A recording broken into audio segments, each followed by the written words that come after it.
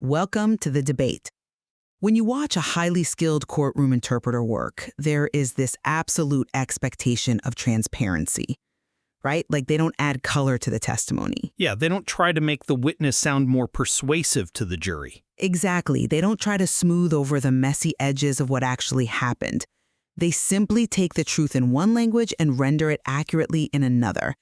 But imagine what would happen if that interpreter decided the witness's story was, a bit too dry. Oh, like they started upgrading the vocabulary and adding emotional weight? Right. Imagine they start inventing specific metrics just to make the testimony land better with the room.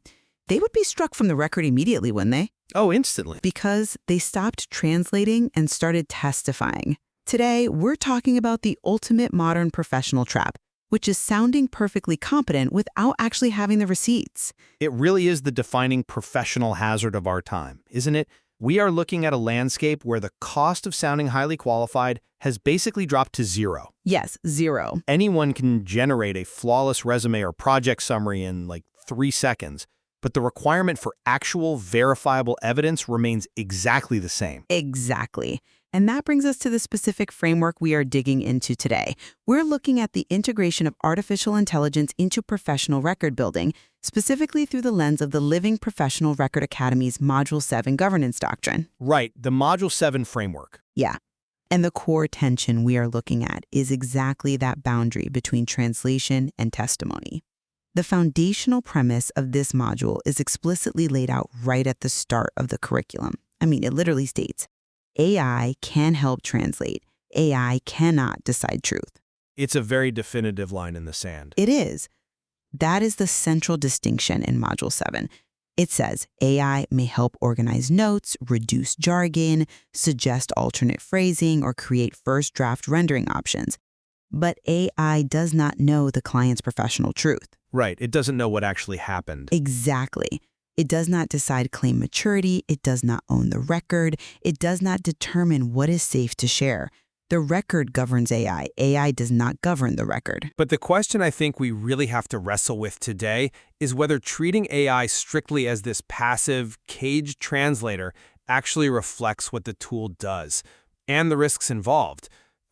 Does its capacity to parse audiences, brainstorm market language, and generate what the framework calls human believable signals, does that inevitably make it an active shaper of professional truth? Well, and I will be arguing that we have to keep AI strictly caged. It has to be treated as a mechanical translator, completely subordinated to the human verified record. Why so strict, though? Because fluency and polish are incredibly dangerous illusions of evidence. If we let the AI become an active shaper of the narrative, we lose the truth entirely. And I look at this from the exact opposite side. While ultimate authority absolutely must rest with the human, we agree on that, labeling AI as merely a translator deeply underestimates its systemic role in this process. Underestimates it how? Well, AI's ability to identify missing context, to flag generic wording, and to map market language makes it a profoundly analytical partner. It is not just swapping out words, it is analyzing value and actively shaping professional representation. I get why you want to call it an analytical partner. I do. But let's unpack what is actually happening mechanically. The doctrine is unequivocal here. AI is a translator, not an authority. We have to really internalize that the AI is fundamentally blind to evidence. Well, it doesn't have access to the raw data by default, sure. Right, it has no idea what actually happened in a client's career. The greatest danger we face in modern professional rendering is what the LPR material calls fluency as evidence. Just because an AI writes a grammatically flawless sentence claiming a client spearheaded enterprise-wide transformation, that doesn't make it true. No, of course not. The AI doesn't know if the client was the executive sponsor managing a $50 million budget or if they just maintained the JIRA issue tracker during the rollout. It just knows what sounds good. Right. It knows the statistical probability of what words go next to each other to impress a specific audience. Precisely. Which is why the verified record has to govern the AI. We need these strict, inflexible boundaries the Academy talks about. Things like source-bound prompts and AI output claim checks. Okay, but let's unpack. Wait, let me just explain a source-bound prompt for a second. This isn't just opening ChatGPT and saying, hey, write me a resume for a project manager. Right, it's much more structured. It's building a digital fence. It's prompting the AI to only use the specific verified bullet points provided and explicitly commanding it not to invent outcomes. If we don't treat the AI as a passive downstream tool, we invite professional amnesia. We basically erode the foundation of verifiable evidence. Okay, I agree entirely that AI should never invent metrics. And we will get into the privacy boundaries shortly, because I know the material is very strict about not uploading raw, confidential data. But I have to push back on this passive translator metaphor. Why, if it's perfectly? It's just too passive a word for what the AI is actually executing in this framework. If you look at the specific guidelines in Module 7, the AI is actively used to identify generic wording, to suggest missing context questions, and to brainstorm market language. Okay, yes, it brainstorms. But that is not passivity. Think about a real-world scenario. Imagine a logistics officer leaving the Navy. Their raw notes might say something like, managed SL4 supply chain for a MIU. Which means nothing to most people. To a civilian corporate recruiter, that is total gibberish. Right, the jargon barrier? Exactly. So when an AI takes that messy, acronym-heavy military experience and successfully maps it to civilian role family language, when it translates it to, say, directed international supply chain operations and logistics for a 2,000-person organization, how does it actually do that? By swapping out the vocabulary based on a prompt. No, it is doing way more than swapping words in a dictionary. It is recognizing a structural value pattern in the military and finding its exact equivalent in the corporate sector. When the LPR framework asks the advisor to use AI to balance machine-readable structure with human-believable signal, the AI is interpreting reality. Is it interpreting reality or is it just formatting it? It is structuring a narrative that the market can digest. Reducing that to mere mechanical translation obscures the profound utility it has in bridging the gap between raw evidence and a target audience. Okay, hold on. Let's unpack that military example, because I think it actually proves my point. The AI is only able to make that jump from S4 supply chain to international logistics operations because the human advisor wrote a source-bound prompt, forcing it to do so. Well, sure, the human guides it. Based on evidence the human already verified. The AI isn't doing the analysis. The prompt is doing the heavy lifting. The danger here, and the doctrine warns us about this explicitly, is the AI's tendency to inflate what they call emerging claims into mature expertise. Explain what you mean by an emerging claim. Sure. So say a client takes a basic introductory data analytics course online, and they build one practice dashboard for a theoretical project. The actual verified evidence supports an emerging claim, meaning they have exposure to the concept, but they haven't led it in a business environment. Right, they have the knowledge, but not the reps. You feed those notes into an AI without strict governance, the AI will almost always default to writing something like, data analytics professional with proven reporting expertise driving business intelligence. It defaults to generic, polished inflation. It entirely lacks what the LPR framework calls operational texture. Operational texture being the actual messy reality of the day-to-day work. Right. The friction, the specific stakeholders you argued with, the specific software you used, the actual scale of the problem. AI hates operational texture because it's messy. AI wants everything to sound like a perfect Harvard Business Review case study. It does love a polished narrative. Which is exactly why AI cannot be trusted as an interpretive partner. It always wants to make the claim bigger rather than making the claim truer. I understand the fear of inflation, I really do, but I just don't buy that the human alternative is inherently more accurate or full of this great operational texture. Human clients struggle deeply with this. They do, but at least it's their own truth. But left to their own devices, humans don't write operational texture. They write internal corporate jargon that means nothing to the outside market, or worse, they write things like, results-driven professional with a proven ability to leverage cross-functional collaboration to synergize outcomes. Yeah. That is a human-generated sentence, and it means absolutely zero. Fair point. Humans are perfectly capable of writing meaningless fluff. Exactly. So the AI's ability to look at the human-generated fluff sentence, flag it as generic, and prompt the advisor to inject concrete work language is a highly interpretive act.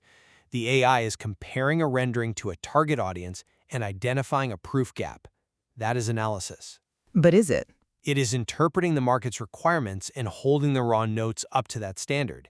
It's saying, hey, the market expects metrics here, and you gave me synergy. But that strict policing you're talking about, striking the fluff, finding the proof gaps, is exactly what the AI output claim check is designed to do to the AI itself. Let's go back to the courtroom interpreter.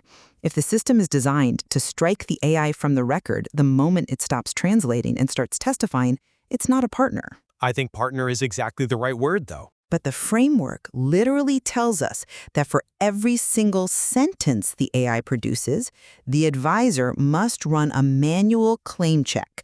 They have to ask, what is being claimed here? Did the AI invent anything? Did it inflate the ownership verb? Did it change assisted with to directed? But that level of strict policing seems directly at odds with the capstone requirement for the academy.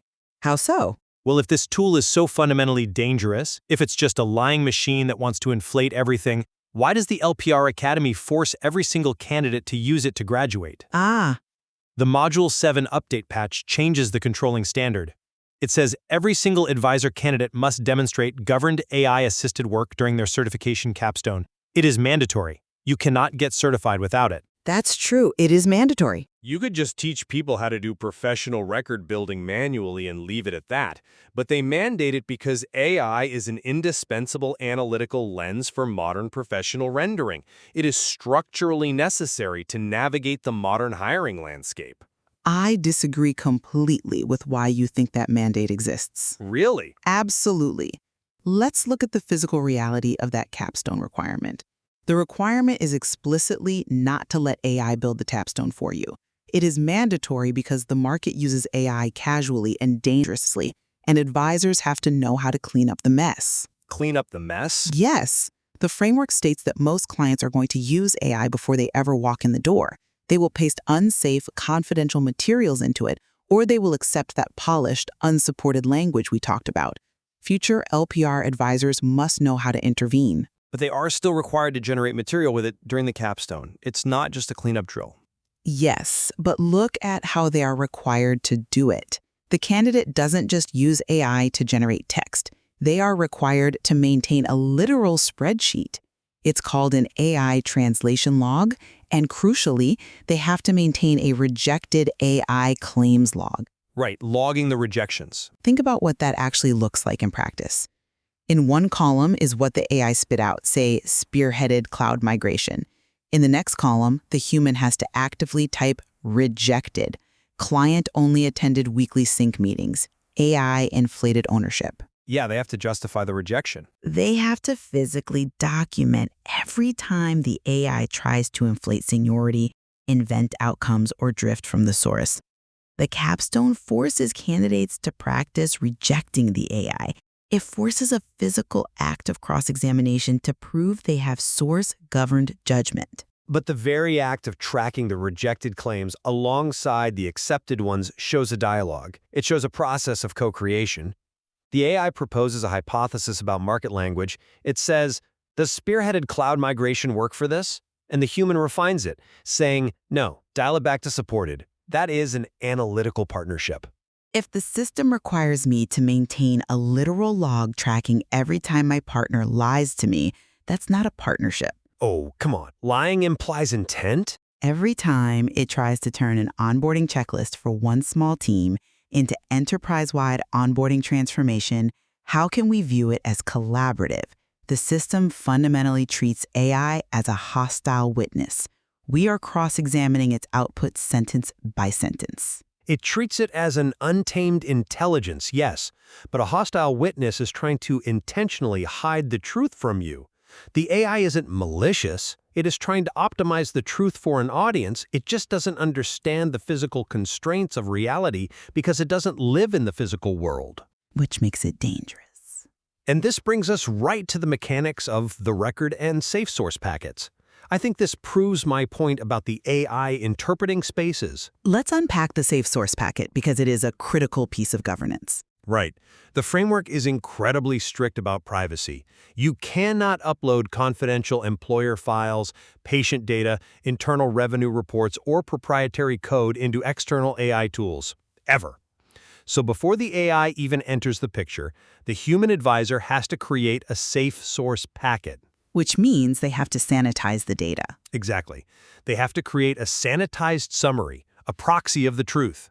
It's like sending a stunt double out onto a movie set. A stunt double, okay.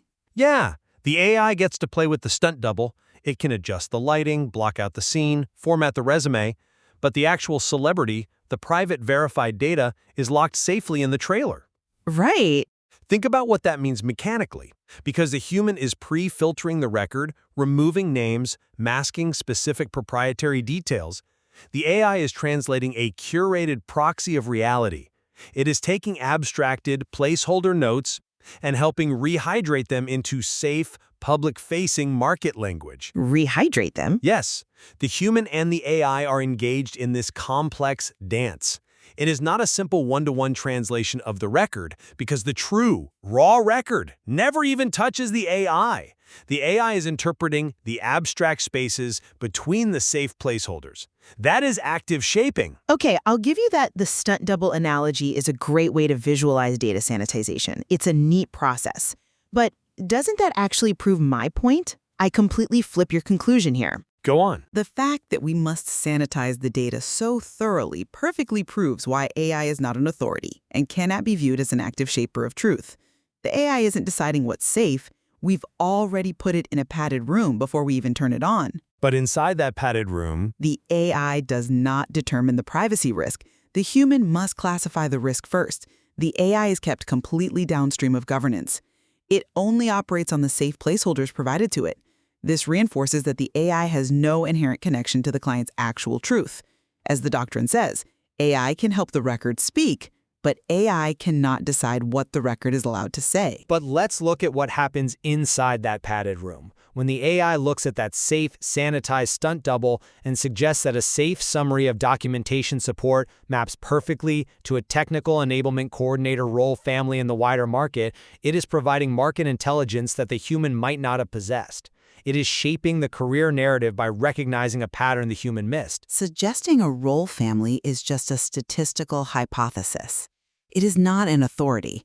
The advisor still has to take that hypothesis, walk back to the trailer, and test it against the client's actual evidence, their value patterns, and their proof gaps. But the hypothesis has value. If we allow the AI to actively shape the narrative based on its own hypotheses, we run headfirst into identity inflation. We get candidates calling themselves AI transformation strategists when all they did was take a 2-hour introductory course and use a prompt template they found online. Well, sure, that's just a lie.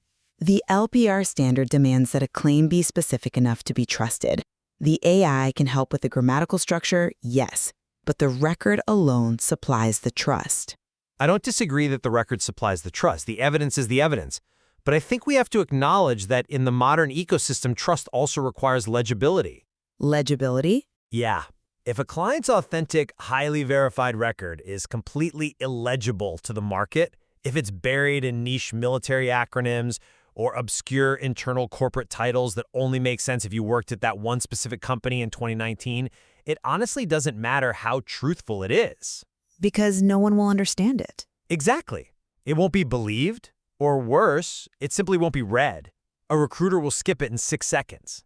The AI's ability to provide that legibility, to take the raw, verified truth and render it into the specific dialect of a target industry, is an active, shaping force. It is translation, yes, but translation at that level is an art form. It requires understanding the nuances of both the origin and the destination. Okay, I have to stop you there because calling it an art form is giving the machine way too much credit. And it's exactly what the framework warns against. How is it giving it too much credit? The material explicitly flags AI-polished language that remains untrusted because it lacks substance. The AI doesn't understand the origin or the destination. It only understands the mathematical probability of words. Let's go back to that foundational text for Module 7. AI does not know the client's professional truth. It does not decide clean maturity. It does not own the record. Right. That is not describing an artist interpreting a subject. That is describing a highly capable but inherently blind rendering engine.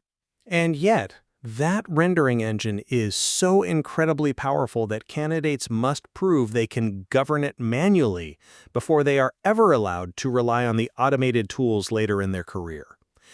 The system recognizes that AI assist training mode, where you use general AI tools under strict manual governance, is structurally different from just pushing a button and accepting the output. Absolutely, it is structurally different. You have to learn the manual method first, precisely because the AI will try to shape the narrative. It has a gravity to it. If it were just a passive, dumb tool, you wouldn't need a grueling capstone to prove you can survive its use. But you don't need the capstone to prove you can survive the tool. You need the capstone to prove you can survive the market's misuse of the tool. Wait, what? Think about the reality of an advisor's day-to-day. A client is going to come to them and say, hey, can AI just write this bullet point for me? Or, I put my notes into ChatGPT and it made me sound amazing. Let's just use what it spit out. Oh, that happens all the time. Right. And the advisor has to be trained to hold the line. They have to look the client in the eye and say, it may sound strong, but we need to check every single claim against your actual record. The advisor has to know how to identify the claim, compare it to the source, strip out the unsupported facts, correct the ownership verb, remove the invented metrics, and reapply the privacy boundary. Which is a massive analytical workload. It is. If the AI drafts led enterprise-wide digital adoption strategy improving productivity across departments, and the human's actual evidence only shows that the client maintained a JIRA issue tracker during the rollout, the human has to actively revise that down to supported digital tool rollout by maintaining issue tracker. Which isn't as fun to read. It's much less flashy. It doesn't sound like a TED Talk, but it's trustworthy. And I agree that revision is paramount. The human must always rein it in. But we can't ignore that the AI gave you the draft to react to in the first place. It provided the structural container of an impactful bullet point, and the human poured the correct, verified evidence into it. It catalyzed the process. Which brings us back to where we started, and I think we can summarize where we stand. My position remains that the LPR framework correctly identifies the core hazard of our time, which is polished fluency masquerading as evidence. AI is an undeniably powerful tool for organizing rough notes and reducing jargon, sure. But establishing it strictly as a downstream translator, caged by source-bound prompts, padded rooms, and rigorous AI output claim checks, is the only way to prevent the erosion of professional truth. So it has to stay in its box. Exactly. The moment we start viewing it as a co-creator, an artist, or an active shaper, we surrender the governance of the record. We let the interpreter take over the witness stand. And my summary is that while strict governance, claim boundaries, and privacy protections are absolutely necessary, I don't dispute any of that. Reducing AI to the metaphor of a mere translator obscures its profound utility. It maps context, bridges market languages, and structures human-believable narratives in ways that humans often cannot do alone, simply because they are too close to their own messy reality. It is an analytical lens. Recognizing it as an active shaper doesn't weaken our governance. It explains why our governance must be so sophisticated and rigorous in the first place. Well, I will note that we do have significant points of convergence here, which is always the goal. We both entirely agree on the necessity of the doctrine's core protective measures. We both agree that human review is absolutely mandatory, that the client must own and be able to defend the final representation, and that raw confidential data must never, under any circumstances, be casually uploaded into an AI. Yes. The boundary between AI assist training mode and the actual private record must remain absolute. And we both agree that fluency is not evidence. A beautifully written lie, even one with perfect grammar and market-aligned buzzwords, is still a lie. Precisely. Which brings us back to the courtroom interpreter trying to win the case for the witness. The intricate governance structures detailed in the living professional record material, the AI translation log, the physical act of documenting the rejected AI claims, the stunt doubles used in safe source packets, they are all designed to keep the interpreter in their box. A very well-padded box. Right. And I think they offer us so much more to explore regarding how humans can maintain authority in an increasingly automated world. Because ultimately, the system is asking us to do something quite profound. It's asking us to separate the sound of competence from the actual verifiable proof of it. How long can a polished surface survive if there is no record beneath it to hold it up?